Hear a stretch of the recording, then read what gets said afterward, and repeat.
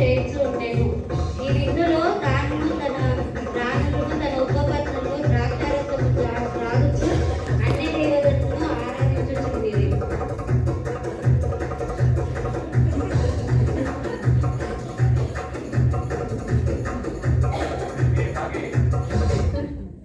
సైనికులారా,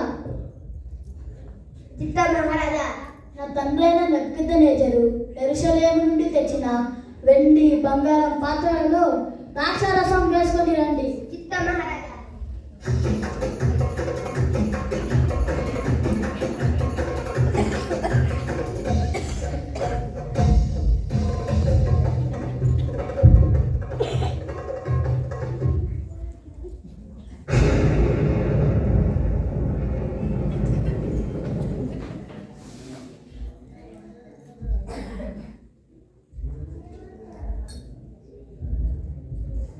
సైనికులారా, చిత్త మహారాజా. గారెల విద్యాగాళ్ళు, కల్దీయులు, జ్యోతిషులు వెంటనే పిలవండి. చిత్త మహారాజా.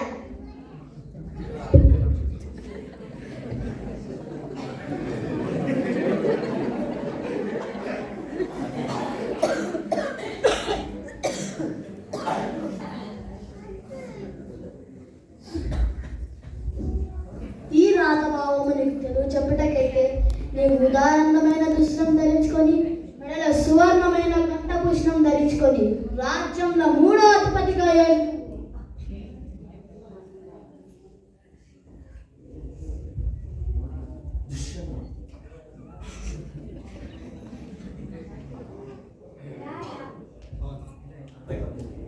రాజా, ఈ రాత చెప్పుటకు, ఈ రాత భావం తెలుగు చెప్పుటకు మా వల్ల కాదు. అయ్యో పో.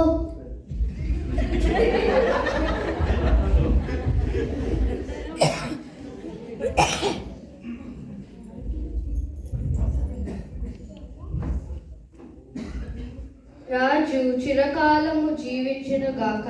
నీ తలంపులు నిన్ను కలవరపరచనీయకుము. నీ మనస్సు నిబ్బరముగా ఉండనిము. నీ తండ్రి రాజ్యంలో ఒక మనుషుడున్నాడు. అతడు పరిశుద్ధాత్మ దేవతల ఆత్మ గలవాడు. నీ తండ్రి కాలంలో అతడు దైవ ధ్యానములంటి గలవాడు. బుద్ధియు తెలివియు గలవాడే. నీ తండ్రి కనుగొని ఈ దానియేలు శ్రేష్టమైన బుద్ధి గలవాడు. నీ ప్రశ్నలకు అతడు ఉత్తరమిచ్చుము. దీని భావం నీకు ఉత్తరమిచ్చుము. ఈ దానియేలు పిలుగునప్పుము.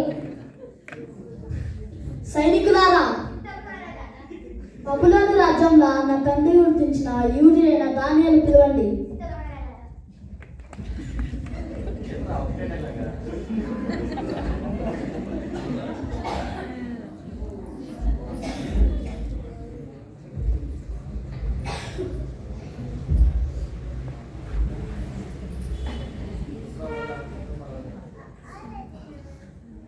రాజుగో, నా తండ్రి అయిన నెబుకద్నెజరు యూదాలోని ఇక్కడ తీసుకొని వచ్చిన దానియేలు నీవే కదా? అవును రాజా. దేవుని ఆత్మయు వివేకము బుద్ధి విశేష జ్ఞానము నీ వద్ద ఉండినని నేను గోంచి వింటిని కనుక ఈ రాత భావం చదివి దీని భావం నీకు తెలుగు చెప్పుటకైతే నీవు ఉదారంగమైన దుస్తులను ధరించుకొని మెడలో సువర్ణమైన కంఠభూషణం ధరించుకొని రాజ్యంలో 3వ అధిపతిగా ఏలుతువు. రాజా, నీ భావము నీ దాని మరెవరికైనా అయితే నేను ఈ రాతను చదివి దీని భావము రాజులకు తెలియజేస్తాను.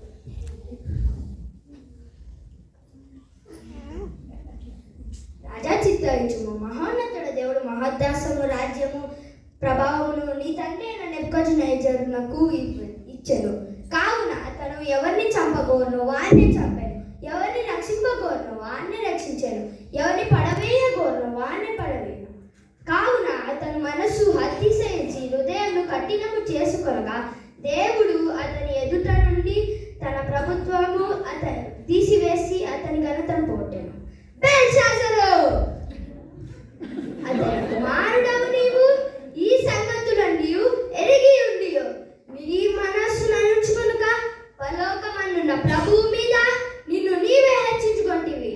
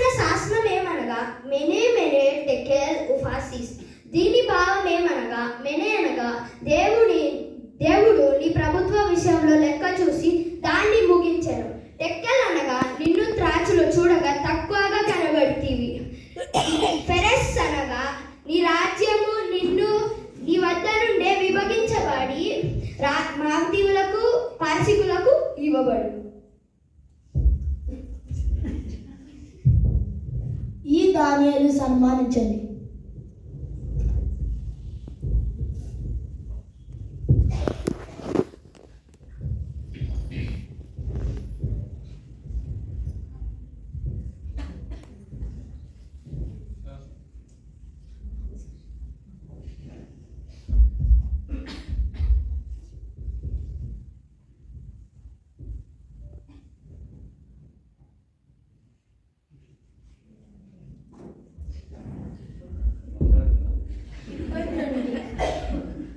ఇప్పటి నుండి దానియేలే 3వ అధికారి.